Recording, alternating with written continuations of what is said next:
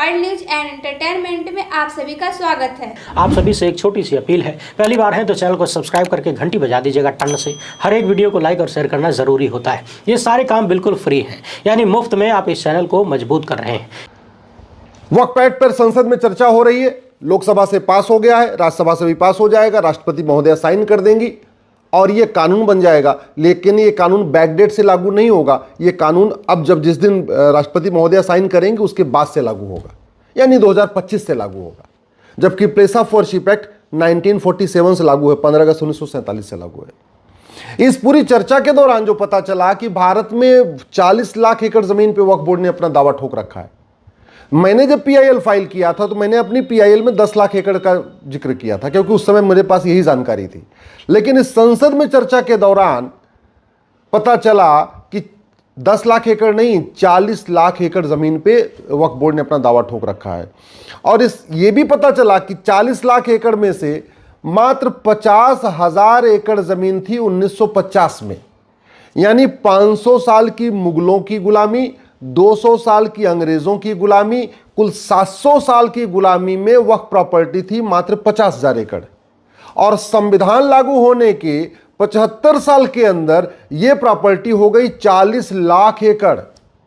लगभग 80 गुना बढ़ गई, 80 गुना बढ़ गई ये प्रॉपर्टी। आप इसको सोचिए। पहली बात तो ये कि पहले हम 50,000 जो एकड़ जमीन उसकी बात कर लेते हैं। 50,000 एकड़ जमीन कैसी हुई वक्फ की? मुगलों ने कह दिया वक्फ है, निज़ामों ने कह दिया वक्फ है, नवाबों ने कह दिया वक्फ है, रजाकारों ने कह दिया ये मेरा वक्फ है, तीमारदारों ने कह दिया ये मेरा वक्फ है। बात यह है कि वक्फ अपनी ज़मीन की जाती है, दूसरों की नहीं।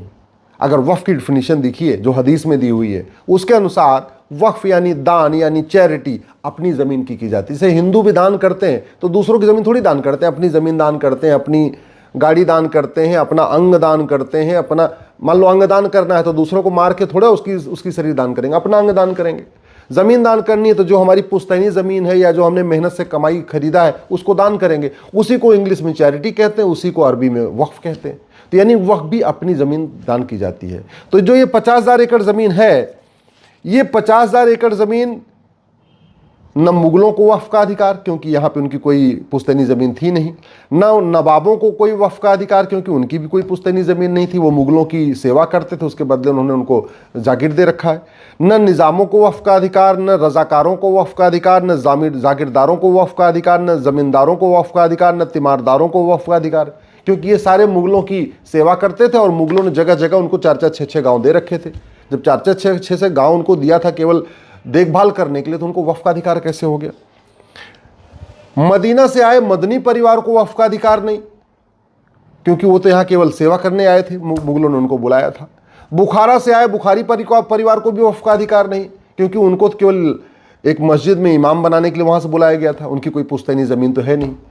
इसी तरीके से जो अफगानिस्तान से कुछ पठान आए, उसमें कुछ पठान हैदराबाद में रहते हैं, उनको भी वक्फ का अधिकार नहीं, क्योंकि वो तो वहाँ से यहाँ आए थे। यहाँ उनको ज़मीन मेहनत के ज़रिए कोई कमाई नहीं, यहाँ तो लूट खसोट किया उन्होंने। तो फिर ये 50,000 एकड़ ज़मीन किसकी है? मज़ार, दरगाह और पक्का कब्रिस्तान वक्फ हो नहीं सकता, क्योंकि मज़ार, दरगाह, पक्का कब्रिस्तान अनइस्लामिक है, हराम है। मज़ार, दरगाह, पक्का कब्रिस्तान बनाना ही हराम है इस्लाम में। इसलिए आपको अरब में, दुबई में, कुवैत में, अबू धाबी में कहीं पे भी एक भी मज़ार नहीं मिलेगी, एक भी दरगाह नहीं मिलेगी, एक भी पक्का कब्रिस्तान नहीं मिलेगा। मकबरा, चबूतरा बनाना हराम है, तो वो भी वक्फ नहीं हो सकता। फिर ये 50,000 एकड़ ज़मीन है किसकी, ये कोई नहीं बता रहा है। चलो एक बार मान लेते हैं कि 1950 में जो 50,000 एकड़ ज़मीन थी वो वक्फ की हो गई। भाई ठीक है, गुलामी की बात थी, हो गई। लेकिन 50,000 एकड़ से जो 40 लाख एकड़ हुई है, जो 80 गुना ज़मीन बढ़ गई पिछले 75 साल में, ये कैसे आ गई? क्योंकि 1900 कानून तो पहले से लागू हो गए थे। सिविल प्रोसीजर कोड 1858 से लागू हो गया था, यानी 1858 के बाद अगर किसी को वक्फ करना था तो सिविल प्रोसीजर कोड बना हुआ था, अंग्रेज़ों ने कानून बना रखा था, उस कानून का उपयोग करना चाहिए था। सोसाइटी रजिस्ट्रेशन एक्ट 1860 में लागू हो गया था, सिविल प्रोसीजर कोड 1858 में लागू हुआ और सोसाइटी रजिस्ट्रेशन एक्ट 1860 में लागू हुआ। यानी अगर 1800 किसी को भी 1858 के बाद वक्फ करना था तो उसको सिविल प्रोसीजर कोड फॉलो करना था और सोसाइटी रजिस्ट्रेशन एक्ट फॉलो करना था। अगर ये भी नहीं करते तो ट्रस्ट एक्ट 1920 में लागू हो गया था। और आज भी चल रहा है। ये सोसाइटी रजिस्ट्रेशन एक्ट भी आज भी चल रहा है, और ये ट्रस्ट एक्ट जो 1920 में बना ये भी आज भी चल रहा है। तो उसके बाद अगर किसी को वक्फ करना था तो इसमें रजिस्टर कराना चाहिए था। इंडियन फॉरेस्ट एक्ट 1927 में लागू हो चुका था। इसका मतलब जंगल पे जो हमारे वन विभाग की ज़मीन उस पर कोई कब्जा कर ही नहीं सकता, क्योंकि उस समय भी कानून लागू था। और संविधान लागू हो गया 26 जनवरी 1950 को। तो सवाल ये है, ये संविधान लागू होने के बाद ये ज़मीन एकाएक जो 50,000 एकड़ थी वो 40 लाख एकड़ हुई कैसे? हुई ऐसे कि जो पहला वाला वक्फ एक्ट बना था वो जिन्ना ने बनवाया था, और जिन्ना ने तो अपना पाकिस्तान ले लिया बनवा के। जो दूसरा वक्फ एक्ट बना, आज़ादी के पहले वाला वक्फ एक्ट जिन्ना ने बनाया, और आज़ादी के बाद यानी 26 जनवरी 1950 जब संविधान लागू हुआ उसके बाद जो वक्फ एक्ट बना वो बनाया नेहरू जी ने 1954 में। उसके बाद उनकी बेटी इंदिरा गांधी ने इसको और ख़तरनाक बनाया। उसके बाद उनके नाती पोते लगते हैं जो राजीव गांधी, उन्होंने और ख़तरनाक बनाया।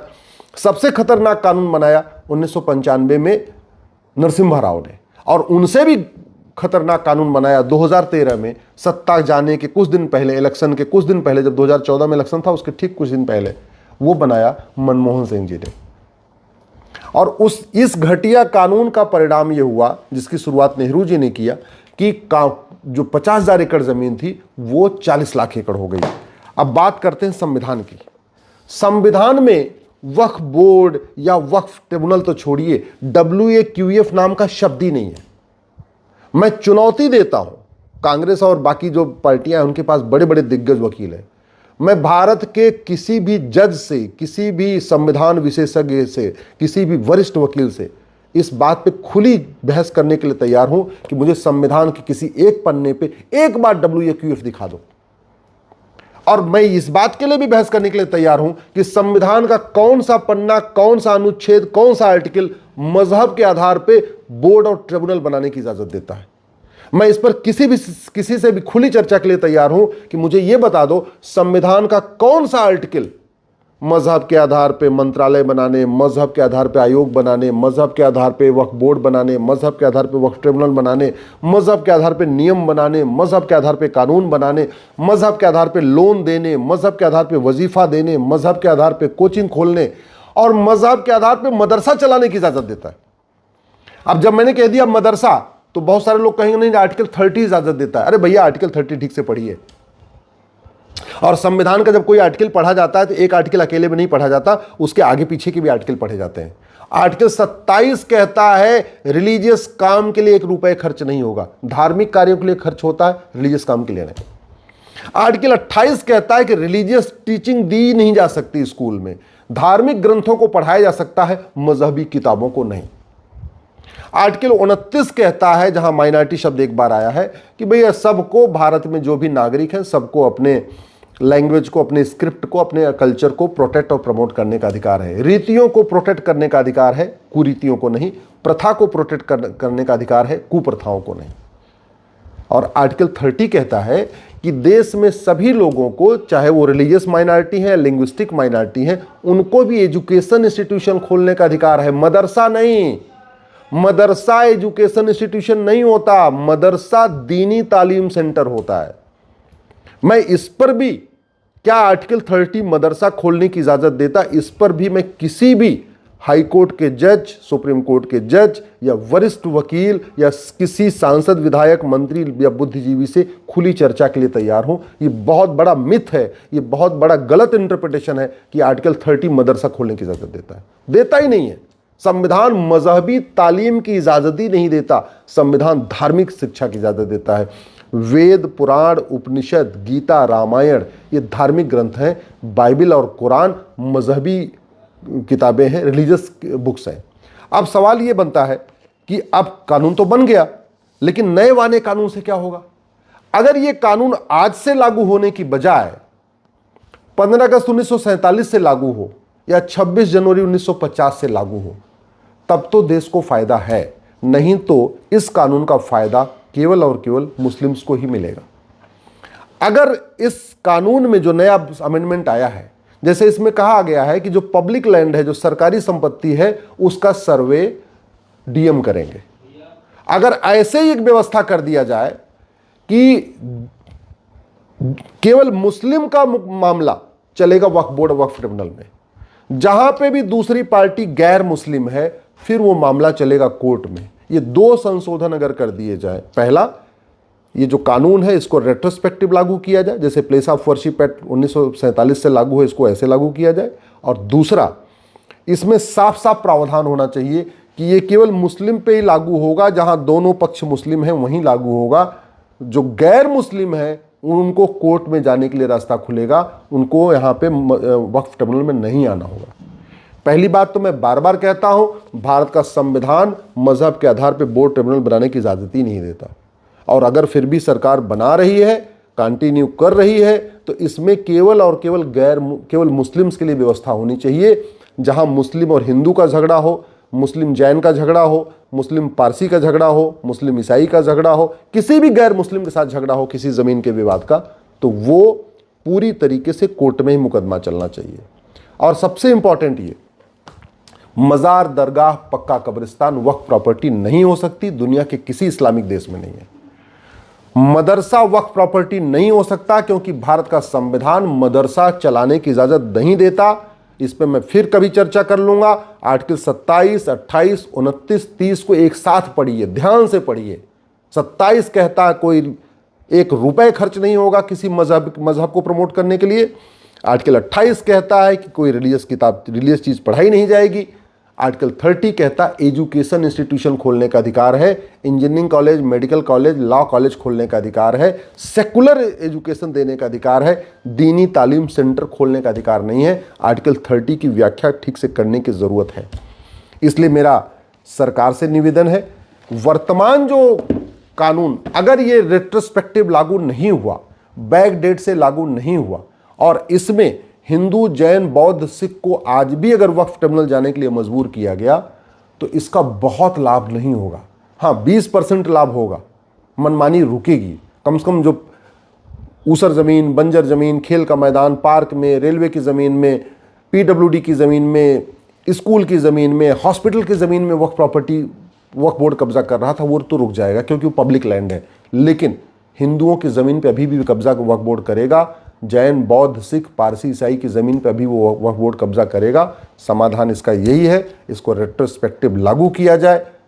दूसरा, गैर हिंदुओं पे ये लागू नहीं होना चाहिए। और तीसरा, ये जो 50,000 एकड़ ज़मीन से 40 लाख एकड़ ज़मीन है, इसकी सबकी ऑडिट होनी चाहिए।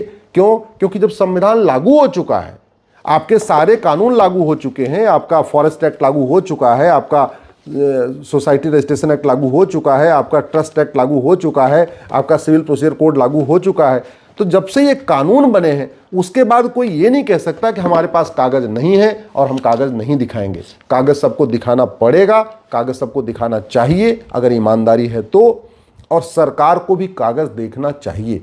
ये जो 40 लाख एकड़ ज़मीन हुई है इसकी ऑडिट होना ज़रूरी है। जो वक्फ की है, जो जेन्युइन है, वो ले जाए, कोई दिक्कत नहीं है। लेकिन जो खेल के मैदान, ऊसर ज़मीन, बंजर ज़मीन और ख़ास तौर पे हिंदू, जैन, बौद्ध, सिख की ज़मीनों पे कब्जा कर रखा है, जो नदियों की ज़मीन पे कब्जा है, जो पहाड़ों की ज़मीन पे कब्जा है, जो बाकी ज़मीनों पे कब्जा है, इसका जहाँ पे एक पक्ष, दोनों पक्ष मुस्लिम है, ठीक है भैया वक्फ ट्रिब्यूनल में मुकदमा चलाओ। लेकिन जहाँ दूसरा पक्ष सरकार है या दूसरा पक्ष गैर मुस्लिम है, फिर उसका मुकदमा वक्फ ट्रिब्यूनल में नहीं चलना चाहिए। अंत में मैं फिर से रिपीट कर देता हूँ, इस कानून में कुछ संशोधन की ज़रूरत है। कानून रेट्रोस्पेक्टिव होना चाहिए, 15 अगस्त 1947 से लागू होना चाहिए। कानून में साफ साफ लिखना चाहिए कि गैर हिंदुओं पे लागू नहीं होगा। कानून में साफ साफ लिखना चाहिए कि आज़ादी के बाद जो वक्फ डिक्लेयर किया गया है इसका सर्वे होगा, इसका कागज़ दिखाना पड़ेगा। प्रॉपर्टी को आधार से लिंक करना चाहिए, और जितनी भी ज़मीनों पे अभी कब्जा है इन सब की ऑडिट करना चाहिए। ये हम करेंगे तो देश का बहुत कल्याण होगा, देश का भला होगा। मैं प्रधानमंत्री से, गृह मंत्री से निवेदन करता हूं, इन संशोधनों का ध्यान रखते हुए, अभी लोकसभा से पास हुआ है लेकिन इनको भी इनकॉर्पोरेट करें, आज करें या कल करें।